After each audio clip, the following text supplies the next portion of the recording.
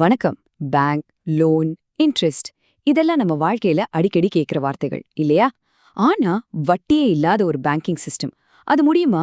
வாங்க, இஸ்லாமிக் பேங்கிங்கிற இந்த ஒரு வித்தியாசமான ஃபைனான்ஸ் உலகத்துக்குள்ள நாம ஒன்னா சேர்ந்து ஒரு பயணம் போலாம். இந்த ஒரு கேள்வியிலிருந்து தான் நம்ம ஆரம்பிக்க போறோம். ஏன்னா நம்மளோட முழு டிஸ்கஷனுக்கும் இதுதான் முக்கியமான பாயிண்ட். இந்த மொத்த கான்செப்டோட மையப்புள்ளியே ரிபாங்கிற ஒரு வார்த்தை தான். சிம்பிளா சொல்லணும்னா அரேபியில இதுக்கு வட்டி, அதாவது இன்ட்ரெஸ்ட்னு அர்த்தம். சரி, அப்போ வட்டியில என்னதான் பிரச்சனை? ஏன் அது ஒரு நியாயமில்லாத விஷயமா பாக்குறாங்க? வாங்க, அதுக்கு பின்னாடி இருக்கிற காரணத்தை கொஞ்சம் ஆழமா பார்க்கலாம். பாருங்க, இந்த மேற்கோள் என்ன சொல்லுதுன்னா, வட்டிங்கிறது தேவையில இருக்கிறவங்கள, அதாவது கஷ்டப்படுறவங்கள ஒரு வகையில சுரண்டுறதுக்கு சமம்னு சொல்றாங்க. அதுதான் இதுக்கு எதிரான முக்கியமான வாதம். இந்த விஷயத்த நாம இன்னும் சுலபமா புரிஞ்சுக்க வாங்க அகமதுங்கிற ஒரு சின்ன கடைக்காரரோட கதைய பார்க்கலாம். சோ அகமது என்ன பண்றாருன்னா, தன்னோட பிசினஸ இன்னும் பெருசு பண்ணணும்னு ஒரு சாதாரண பேங்க்ல இருந்து $50,000 கடன் வாங்குறாரு. இங்க இருந்து தான் அவரோட கதை ஆரம்பிக்குது. ஆனா பாருங்க, நிறைய பிசினஸ் ஓனர்ஸ் சந்திக்கிற மாதிரி அகமதோட வியாபாரமும் அவர் நினைச்ச மாதிரி போகல. ரொம்பவே டல்லா இருக்கு. இப்போ இந்த சார்ட்ட பாருங்க. இதுதான் விஷயத்தோட முக்கியமான இடம். அவரோட பிசினஸ் இன்கம் பெருசா ஏறவே இல்ல. ஆனா அந்த காம்பவுண்ட் இன்ட்ரெஸ்ட் வஜசா அவரோட கடன் மட்டும் மலை மாதிரி வளர்ந்துகிட்டே போகுது. இதுதான் இங்க இருக்கிற பெரிய சிக்கலே. வழக்கமான பேங்கிங் சிஸ்டம்ல இதுதான் நடக்கும். அகமதுக்கு லாபம் வந்தாலும் சரி, நஷ்டம் வந்தாலும் சரி, பேங்க்குக்கு வட்டி போயே ஆகணும். அதாவது பேங்கோட ரிட்டர்ன்ஸ் கேரண்டி.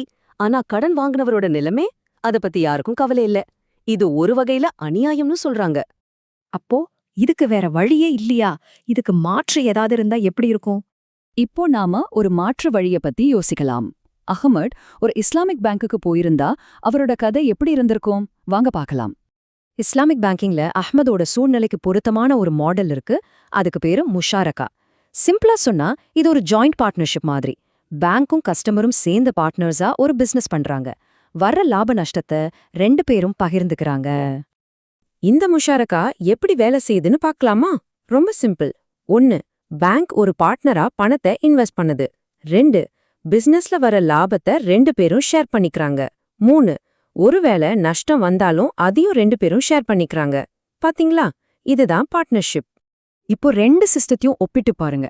வழக்கமான லோன்ல பிசினஸ் நல்லா போனாலும் சரி, போகலேனாலும் சரி, கடன் ஏறிக்கிட்டே இருக்கும். எல்லா ரிஸ்க்கும் அஹ்மத் மேல தான். ஆனா இஸ்லாமிக் பார்ட்னர்ஷிப்ல ரிஸ்க்கும் ஷேர் ஆகுது, ரிவார்டும் ஷேர் ஆகுது. ஒருவேளை பிசினஸ் ஃபெயில் ஆயிட்டா என்னாகும்? இதுதான் முக்கியமான கேள்வி. அப்பவும் ஒரு உண்மையான இன்வெஸ்டர் மாதிரி பேங்க்கும் அந்த நஷ்டத்துல பங்கெடுத்துக்கும். இதுதான் உண்மையான பார்ட்னர்ஷிப். ஆமத்தோட கதை மூலமா நம்ம ஒரு முக்கியமான விஷயத்தை தெரிஞ்சுக்கிட்டோம். ஆனா இந்த மாதிரி பார்ட்னர்ஷிப் மட்டும் இல்ல, இன்னும் சில முக்கியமான கொள்கைகளை வச்சுதான் இந்த முழு இஸ்லாமிக் பேங்கிங் சிஸ்டமும் வேலை செய்யுது. அது என்னென்ன விதிகள்னு பார்க்கலாமா? முதல் மற்றும் மிக முக்கியமான விதி வட்டி, அதாவது ரிபா கிடையவே கிடையாது. No interest. பணத்தை வச்சே பணம் சம்பாதிக்காம நிஜமான பிசினஸ்ல இன்வெஸ்ட் பண்ணணுங்கிறது தான் இதோட நோக்கம். 2வது விதி, எந்த விதமான சூதாட்டத்துக்கோ அல்லது ரொம்ப தெளிவில்லாத ஒப்பந்தங்களுக்கும் இங்க இடமில்ல. எல்லாமே ரொம்ப டிரான்ஸ்பரண்டா இருக்கணும். இது எதுக்குன்னா மார்க்கெட்ல தேவையில்லாத குழப்பத்தையும் சுரண்டலையும் தவிர்க்கிறதுக்கு தான். 3வது ரொம்ப முக்கியமான கொள்கை நெறிமுறையான, அதாவது எத்திக்கல் இன்வெஸ்ட்மெண்ட்ஸ் மட்டும்தான். ஆல்கஹால், பன்றி இறைச்சி, ஆயுதங்கள், இந்த மாதிரி சமுதாயத்துக்கு கெடுதல்னு கருதப்படுற எந்த தொழில்கள்லயும் இவங்க முதலீடு செய்ய மாட்டாங்க. சரி, இவ்ளோ நேரம் நாம நிறைய விஷயங்கள் பார்த்தோம். இது எல்லாத்தையும் சுருக்கி இந்த 2 சிஸ்டம்க்கும் இருக்கிற ஒரே ஒரு அடிப்படை வித்தியாசத்தை சொல்லணும்னா, வித்தியாசம் இவ்ளோதான். ஒரு வழக்கமான பேங்க் உங்களுக்கு கடன் கொடுக்கற ஒரு லெண்டரா மட்டும்தான் இருக்கும். ஆனா ஒரு இஸ்லாமிக் பேங்க் உங்களோட ஒரு பார்ட்னரா இருக்கும்.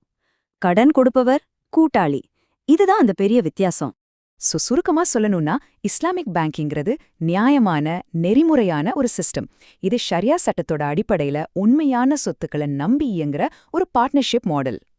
இப்போ கடைசியா உங்ககிட்ட ஒரு கேள்வி. இந்த 2 சிஸ்டத்துல, அதாவது வழக்கமான பேங்கிங் மற்றும் இஸ்லாமிக் பேங்கிங்ல நீங்க எதை பெட்டர்னு நினைக்கிறீங்க? யோசிச்சு பாருங்க.